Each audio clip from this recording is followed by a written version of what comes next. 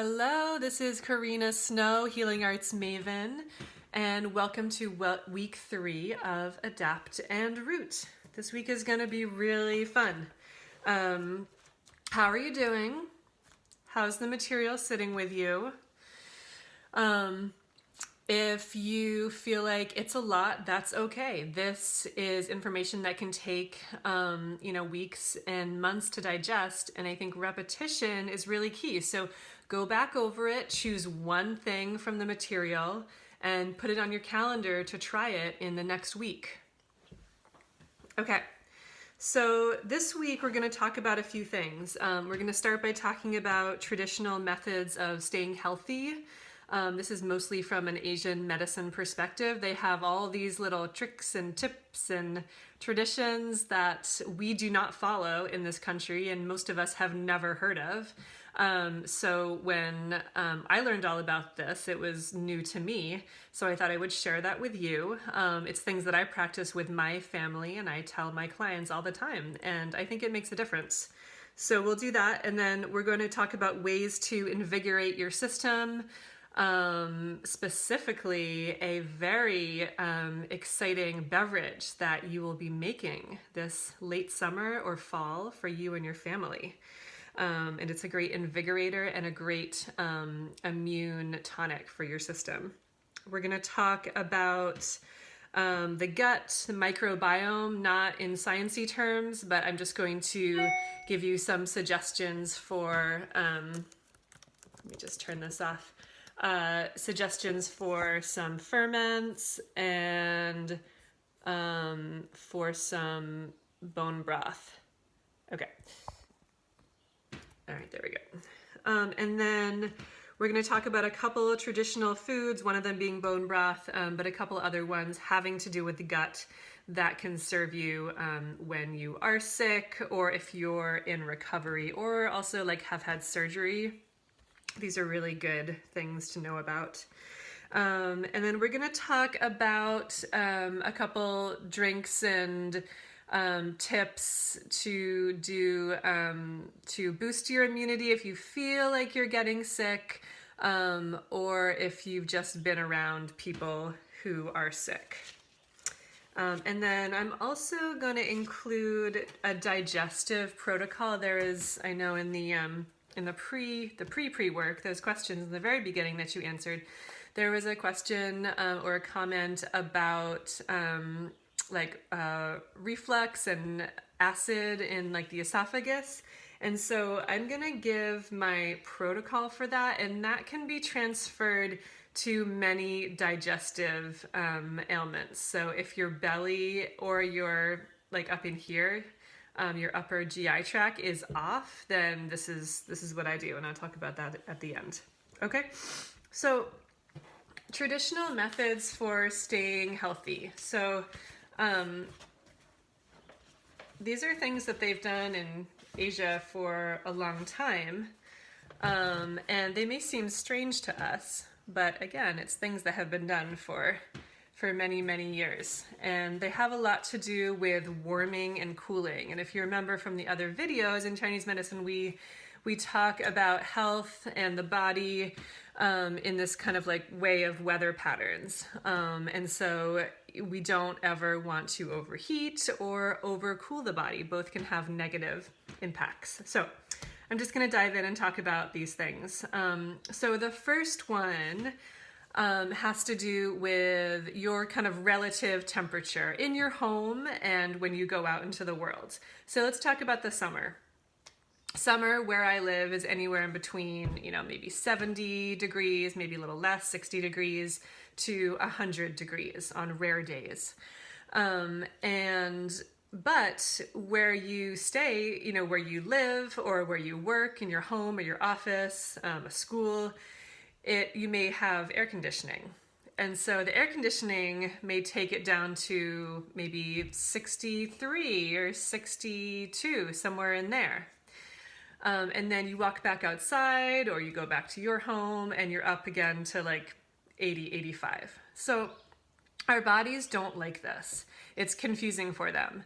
And you can think about this a little bit as like just, it's out of, it's creating this out of balance way in nature. So if all of a sudden the weather shifts from being 90 degrees to being 55 degrees, the tendency I notice in my body is I start to get a little cold for a day or so. Like it happens all the time.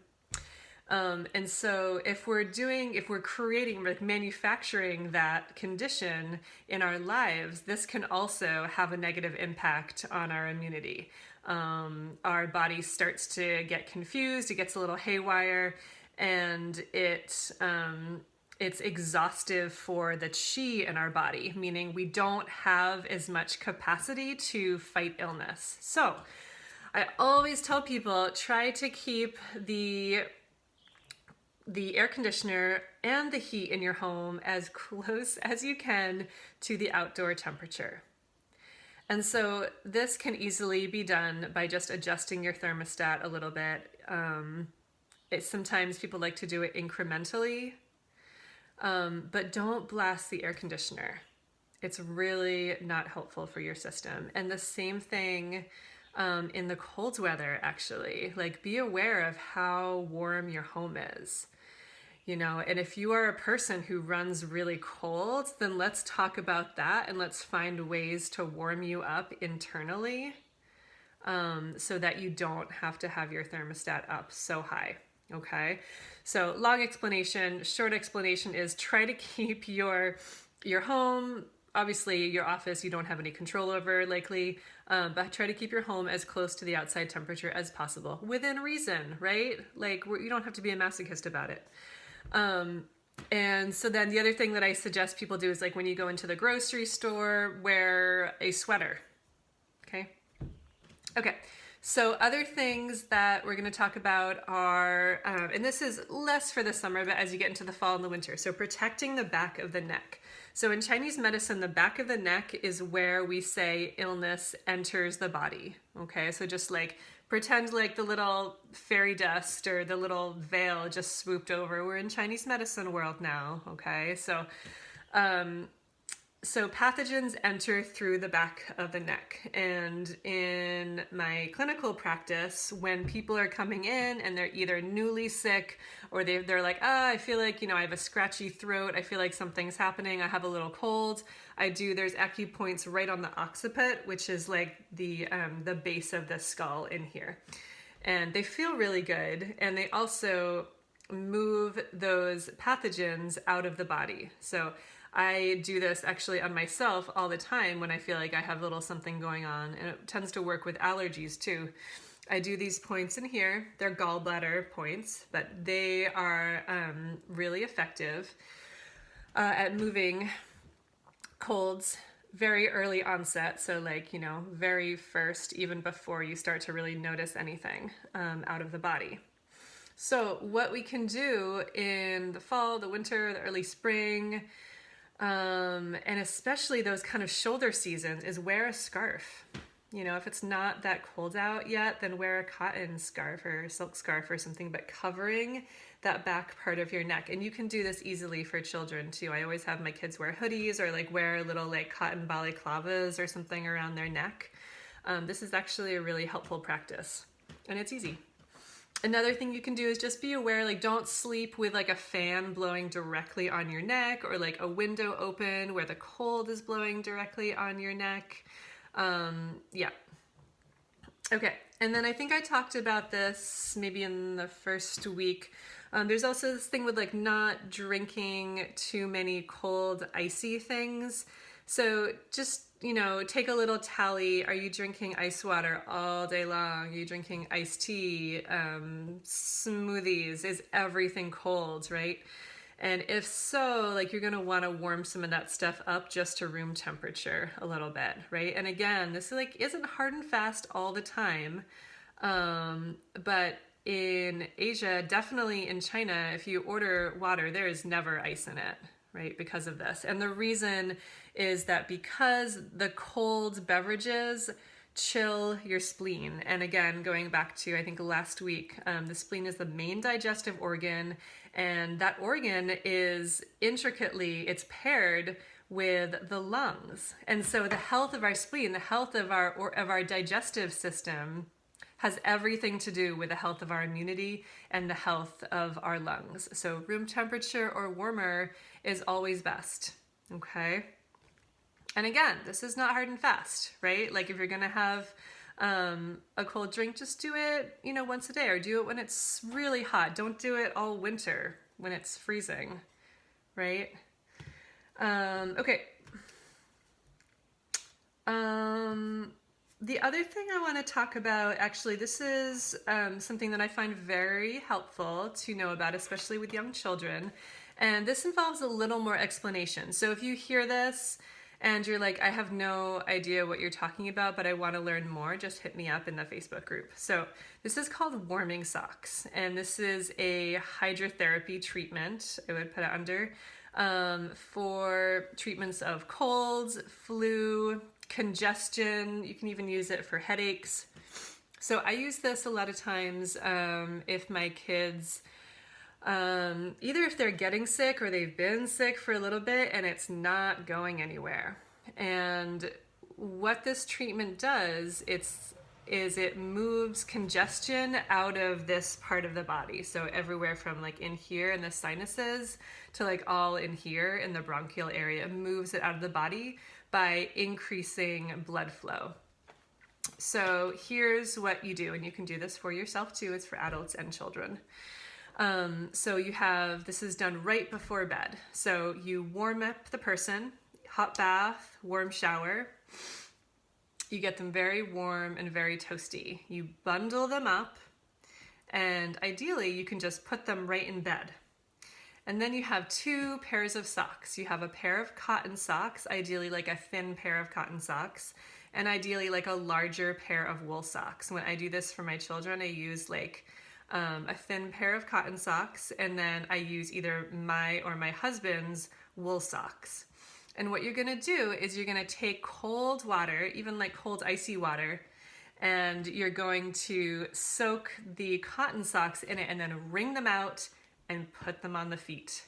And then over that, you're gonna put the dry wool socks. And then you're gonna bundle up the child or yourself, lots of warm blankets. And the most important part of this is that they stay warm. It feels icky for, a minute, but then it actually feels really relaxing. So if you can get them past that ick point, then they should be good. It's very relaxing, and what it does is it increases circulation in the body, and it moves congestion out. And so I do this for 3 nights in a row. That's also fairly important, okay? So important things with this, you have to warm up the feet and the body first, right? Obviously, if you end up doing this in the summer, it's not as big of a deal, but usually we're doing this in the winter and we're chilly. So it's super, super, super important. It really doesn't work if you're not warmed up. And when people do this and they say it didn't work, that's always what I ask, and they're usually like, no. So, and then pair of cotton socks, pair of wool socks, bundled. They're gonna sweat. Okay, so that's fun.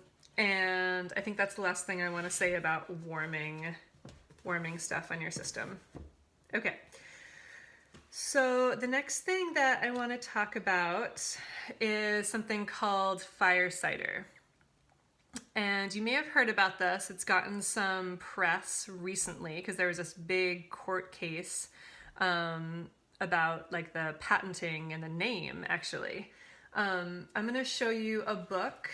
Although this book is more than what you need. This has a ton of different recipes in it, and you don't necessarily need this.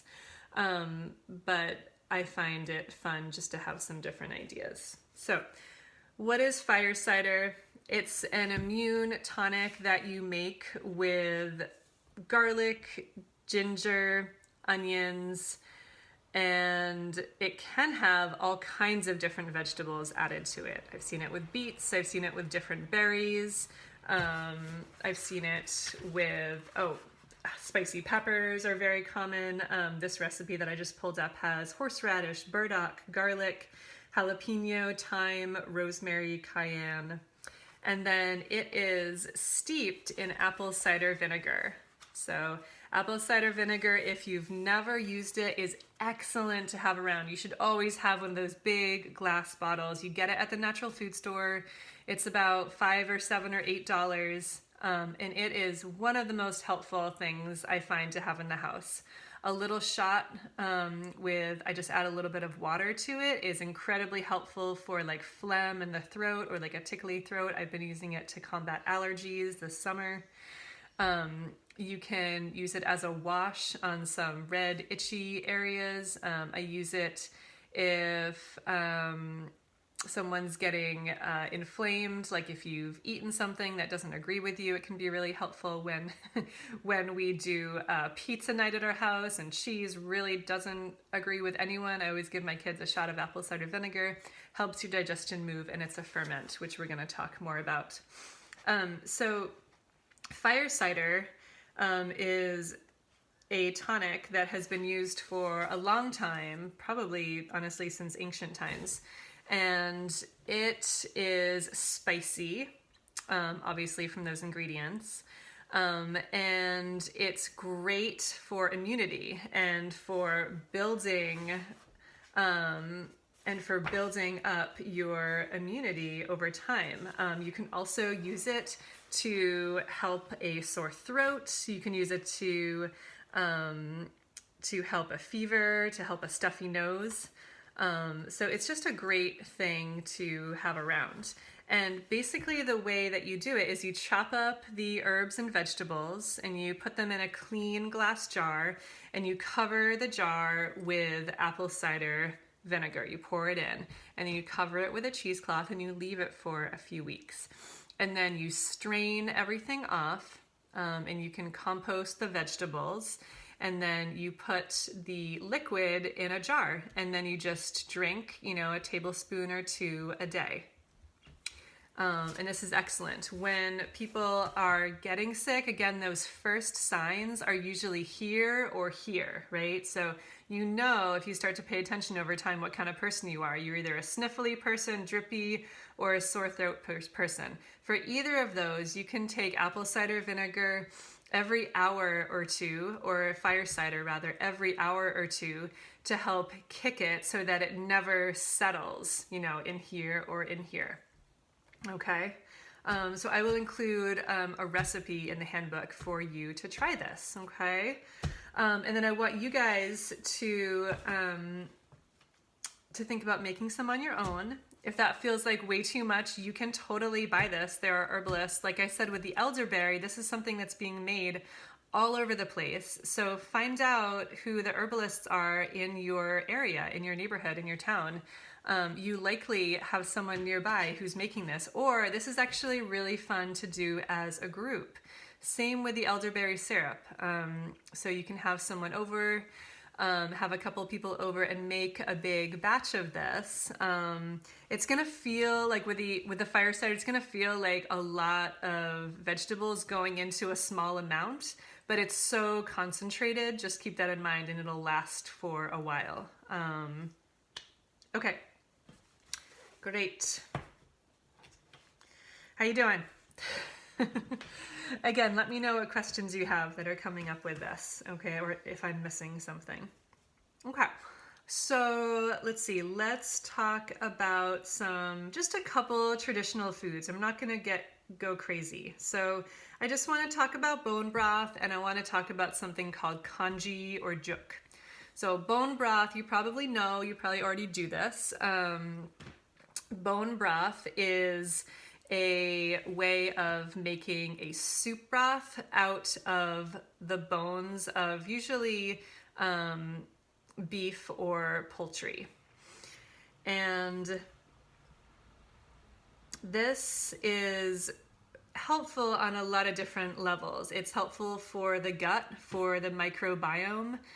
It's very soothing and calming for the gut. So if you're having any kind of inflammatory response in your gut, or if you have things like that are lung related, like allergies, asthma, repeated colds, repeat pneumonia or bronchitis, things like that, it's a really good idea to start with your gut. And one of the first things I like people to do is something really nice and soothing, like a bone broth.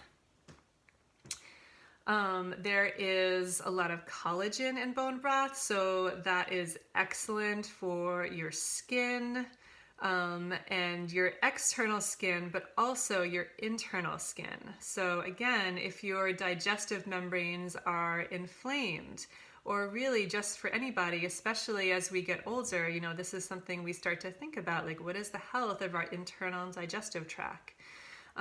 So bone broth is excellent. And what I'm going to do actually, because people get overwhelmed really quickly with this, and I get it.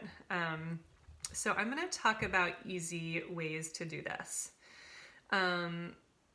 So the way that I did for years that I really like, and this might work for you if this is in your routine, if you cook a whole chicken, and for several years, I'm not doing it right now, but for a long time, I would cook a whole chicken once a week, and I use Jamie Oliver's recipe, which is excellent.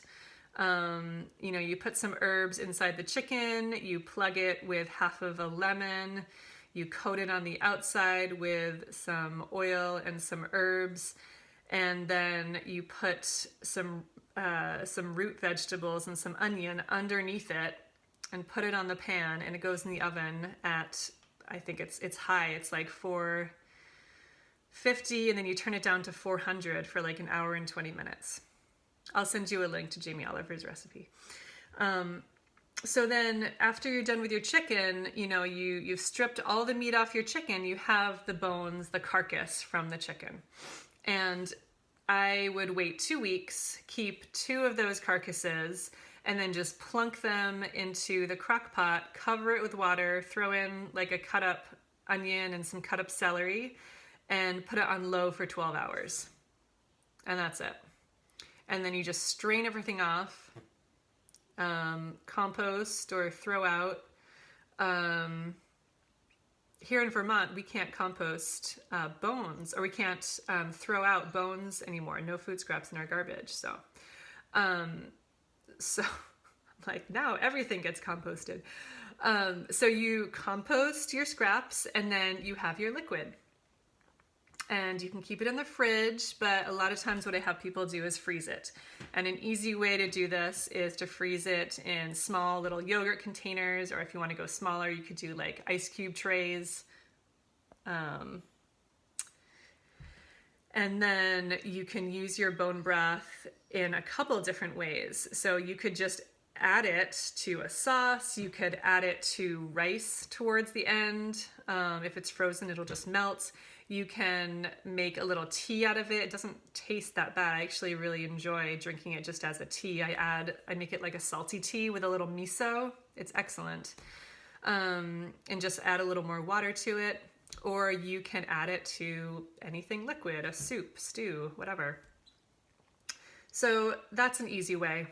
The other kind of thing I want to say is that you don't always have to cook the bones for 12 hours. So that is going to get you the most kind of collagen and all those good things coming out. But making like a soupy, bone-in, slow-cooked either beef or chicken dish is also really, really beneficial. And I don't know all the breakdown of like science facts about like, you know, if you cook something for 4 hours versus you cook it for 12 hours, but just keep that in mind. Like I know just internally and energetically when I eat like a really delicious, like slow cooked kind of chicken soup with the bone in, you know what I'm talking about? With some ginger and some greens and some turmeric, like that feels incredibly healing. So I would really recommend doing that, you know, a couple times a month also. It's delicious. You know, if you eat meat, I'm assuming you do. If you don't, we can talk and I can tell you about some other options that are not meaty. Okay, bone broth. The other thing with bone broth is that there are a bunch of companies making it, and you can buy it frozen now. There's a few different options I know in our grocery store. So I think that if you look around, you can also find this. And so for maybe like $6, you get a pouch and it's a few cups, and you can make yourself a little tea with like half a cup every day. And that's going to help. It's going to totally help. Okay. This is great for kids. Sometimes if kids like that salty flavor, they'll just drink it straight. Sometimes not, but even just a little, like quarter cup. Through the kind of fall and into those, again, like these shoulder seasons are important to look at. So like shoulders, like when the season changes, that's a really good time to think about doing some more of these things. Okay, bone broth. The other thing I want to talk about is congee. Congee is basically like a rice porridge that uses it's got a lot of water in it to like a very little bit of rice. So I would use about 1 cup of white rice to about 6 cups of water, put it all in the crock pot, and it's like 6 hours on low. And when are you going to use this? This is like recovery time. So congee is a very, very digestible food form. So if you can't keep anything else down, if your kids can't keep anything down, if you have just had surgery, this is an excellent food along with bone broth. If you just went to the dentist even, it's great. It's really, really relaxing for your gut. If your gut is going crazy, if your bowels are all messed up, if you're having a ton of reflux, you might want to introduce some congee. It's super bland, right? It's super, super bland. So I make it in the crock pot. I cook it for several hours. It's soupy, it's white, it's creamy. And then I add either maple syrup and honey. You can add some cinnamon. You can add whatever you want to, really. You can add some carrots to it. It's really excellent for your digestive tract, especially if you have diarrhea. Cooked carrots are really key. And it's called congee. It's Konji. I believe it's Japanese. It's like a staple food. Okay. Okay, so let's talk about a couple of things that you can do kind of for this area if you feel like you're getting sick. So here's the thing. You don't always have to take in the pathogen that starts to come into your body, okay? There are ways to reroute it, and this is a lot of what I do. So the first thing is you gotta pay attention. So you gotta pay attention to your pattern, and if you have kids, to your kids' pattern, okay? So the first thing that people notice is usually a scratchy throat or a sniffly nose. But there's even things before that. So sometimes people are tired. Sometimes they're forgetful. Sometimes I've had people say things to me like, oh, I'm always like dropping things. I get really clumsy, and then I start to have these initial symptoms. So it's important to just pay attention to your pattern, and it's interesting. It helps over time. So if you feel like you're like the scratchy throat person, a couple of things that you can do. The first thing that I'm going to say is that you want to gargle with salt water. And you can do this like every hour, every couple hours. This is excellent at killing bacteria in your mouth. I also use this if I've gone to the dentist. I use it if I feel like there's anything going on with my teeth. I gargle with a strong salt water. And what you do to benefit your throat with this is you fill like a big tea mug or like a big mason jar with warm water, hot water, to melt the salt, and then you put about half a teaspoon. You want to be able to, it's kind of gross, right? You feel like you're drinking seawater. Not drinking, you feel like you have seawater in your mouth. But there's a level. If there's too much and you just can't even keep it in your mouth, then that's too much. But I think it's about half a teaspoon to maybe a teaspoon. So mix it in, dissolve it, and then, gargle, spit, gargle, for several seconds, spit. This should take like 3 or 4 minutes. Go through the whole jar, right? So you're gargling quite a bit. And do this you could do it every hour. If you really don't want to get sick, this is a great way to go. Other things you can do is you can get some fresh ginger. You can slice a tiny slice of fresh ginger and chew on that, okay? You can make a strong ginger tea. This is excellent, actually, if you feel like where your sickness starts is more like in your nose, like with sniffliness. This is great because it's really going to warm your system up. So like a strong ginger tea, you can cut a couple of slices of ginger and simmer it in a pot for 15 minutes. Strain it off and drink that tea with some honey. That is excellent. You can chew on your raw ginger. These are all really, really great. One other kind of soupy thing that you can do if you feel like you're getting sick is like a strong onion soup. So not like a cheesy onion soup, but like a whole onion sliced, sauteed, add some water. You could add a little broth, add some miso, add a little salt, and drink and eat that. Onions are really great for that very early first stage of cold. Other things you can do for that first stage of cold are elderberry, like we talked about last week. Once every hour, a tablespoon of elderberry syrup. Excellent. Other things you can do, lay off the sugar, lay off the orange juice, lay off the dairy. It's just going to create more congestion in here, at least for a day or two while these symptoms pass. Okay, other things you want to do for that early onset. I'm just going to do a little review here. So you can take iron, you can take calcium, you can take vitamin D, you can take vitamin C. Okay, these are all excellent to take early onset cold. There is a formula called Wellness Formula. It's in like an aqua blue bottle. It's everywhere. It's really easy to find in like a Whole Foods or natural food store. Pretty much everybody carries it. Wellness Formula is a combination of a Chinese formula called Yin Chow mixed with some Western herbs. So this is an early onset formula. This is the formula you can take if you feel like you're getting sick. I take it every hour. If I feel like I have especially like scratchy throat. There are 2 Chinese formulas. I'm just going to tell you what these are, and if you're interested, I'm happy I can send them to you. They're a little harder to find on your own, but sometimes you can find them. So there's 2. One is Yin Chow, and one is Gan Mao Ling.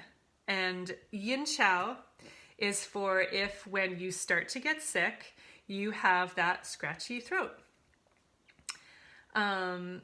Gan Mao Ling is a little more for when you get sick, you have more of the sniffles. And Gan Mao Ling is great. You can actually take it if you don't nip it in the bud, if your cold progresses into more like a regular upper respiratory cold. Gan Mao Ling is wonderful for that. Yin Chow I stopped taking. I don't take it throughout. It's too cold. I want to say a word about echinacea before we go on also. Echinacea is great in that early onset period, especially for a scratchy throat. Okay, for sniffles too.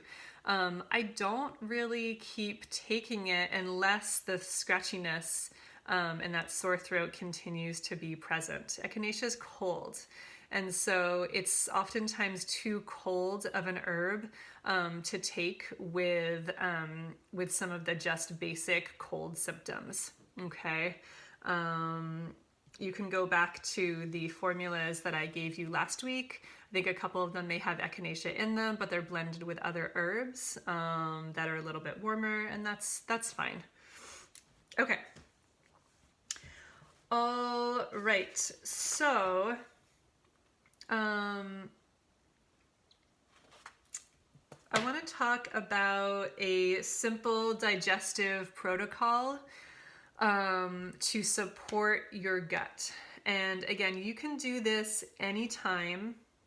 If you feel like your belly or your child's belly has been thrown off, either by something you ate, if you got a bug, if you got food poisoning, if you've had surgery and you feel like your belly is just not returning to normal after this, you may need to do some work to kind of calm your digestive tract down. And so this is what this protocol is really good for. And it's not something you have to do forever, but it's a very good base for really a lot of people. So the way we're going to think about this is actually starting with color. So I want you to think for a moment about all of the yellow and orange foods you can think about. So some things that might come to mind are squash, sweet potatoes, carrots, regular potatoes, eggs, onions and leeks, and creamy foods like porridge, like quinoa, like rice. I'm going to include chicken in this too, because this is going to be part of this. Okay, so those yellow and orange foods and all those foods that I mentioned, those are spleen tonifying foods.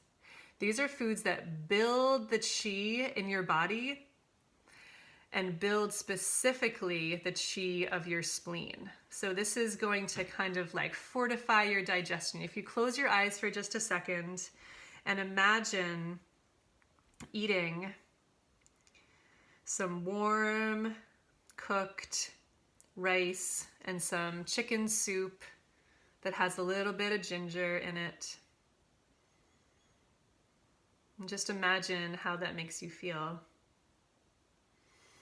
Okay, it's this building sensation is what I get right away. This tonifying is like increasing the capacity in that part of your body. And that's what we are doing with these foods. These are very, very gentle foods also.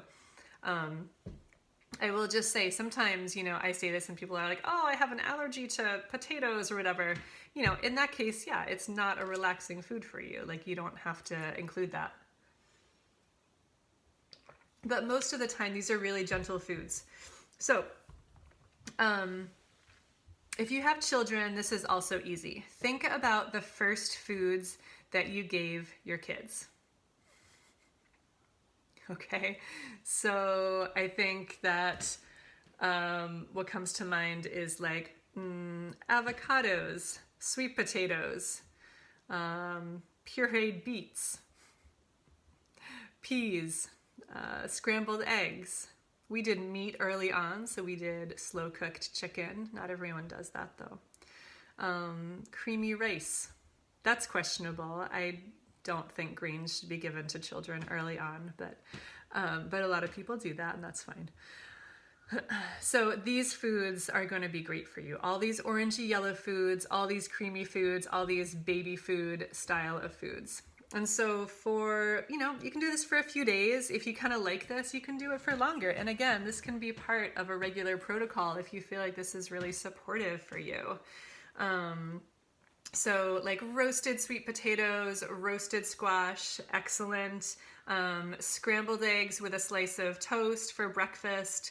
For lunch, you could do some warmed up leftover chicken.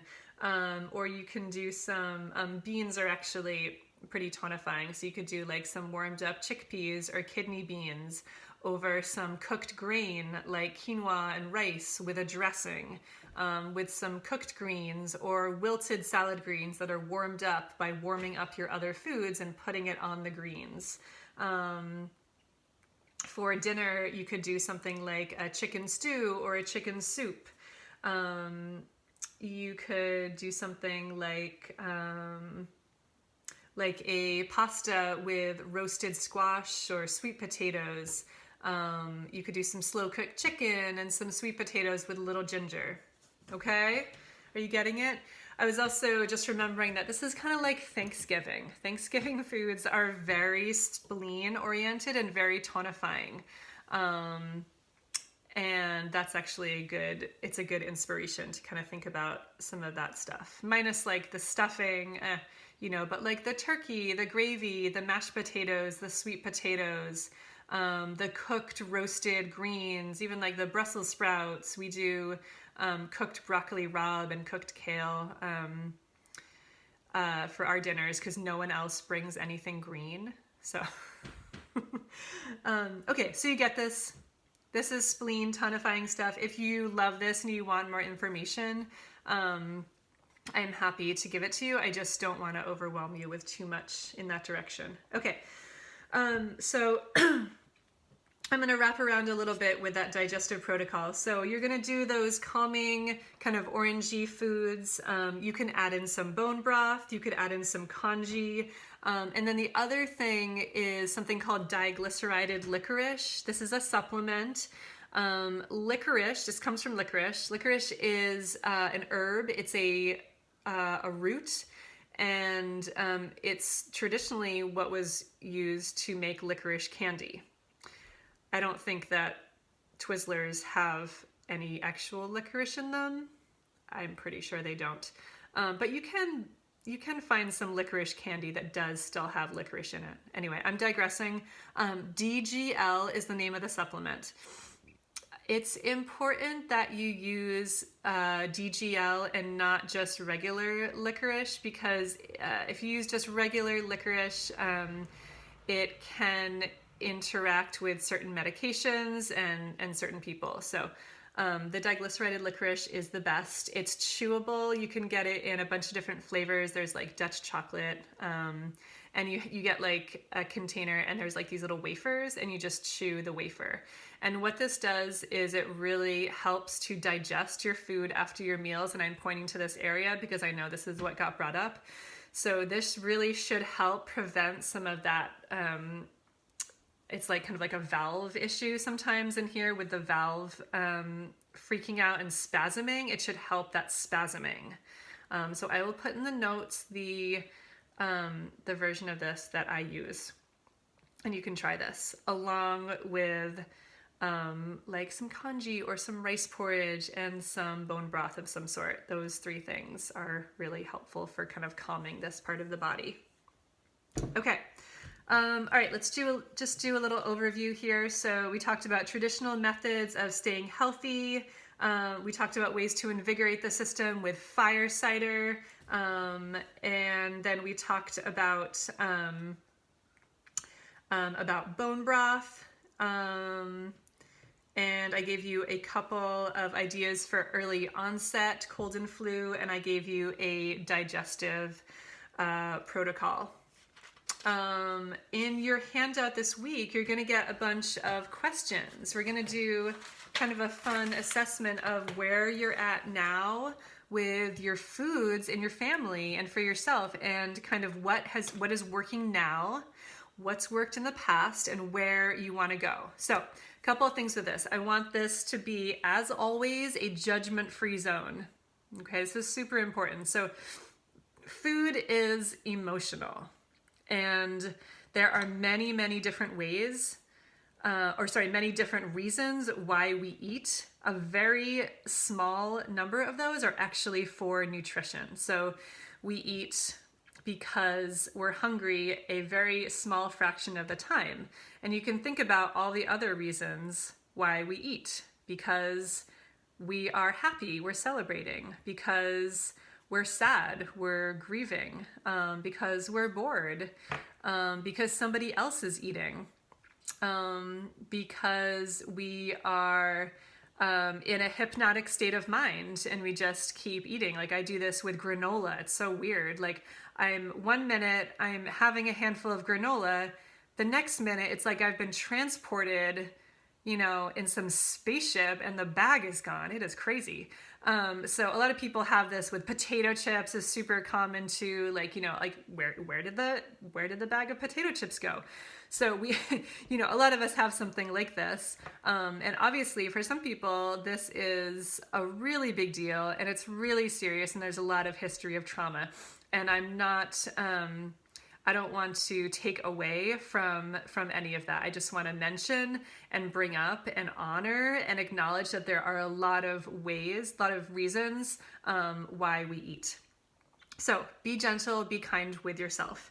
I'm going to put your questions in the handout, but basically you're going to look at what you eat now and look at what's working. You know, look at the positives. If you love your lunch every day, then write that down. If your kids absolutely love taco night, then write that down. You know, if you tried a new dish last week and like everyone was raving about it, write that down. It's really easy for us to forget about the things that are working and just go to the stuff that's not working. So I want you to really start with the positives here. And we're going to pull out as many positives as we can. And then you're going to look at what worked in the past. So a lot of times, the other thing that happens is that we forget what we've done. I mean, how many times have you done this? You've made this awesome recipe that you found somewhere on the internet, everyone loved it, and you never made it again, right? So we're going to dig up some of that stuff. If you're having a hard time remembering, ask other people, ask your spouse. You can try asking your kids. They're probably just going to be like, I like pizza. I want pizza every night. You can ask if your parents are living, you know, ask around your family, see if they have things that they remember. Okay, so you're going to look at what worked in the past. And then you're going to look at what foods really agree with you. And if you don't know this yet, if you ask this and you get like a blank look on your face, don't worry, that's okay. We're just going to plant the seed, but maybe you know.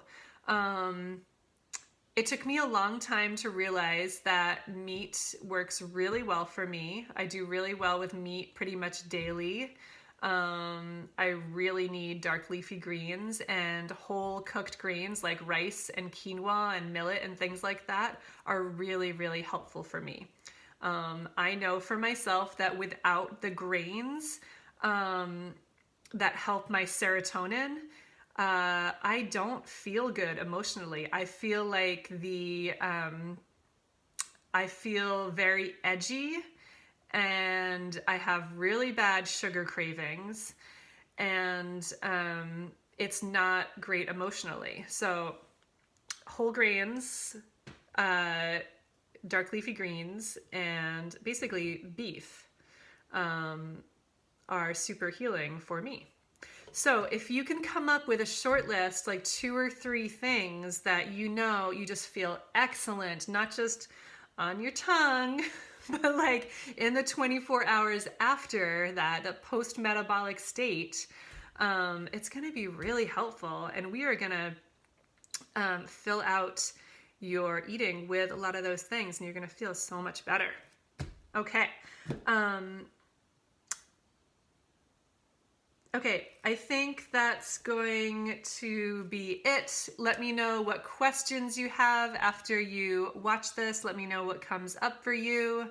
And have fun this week. Enjoy this. Okay, bye everyone.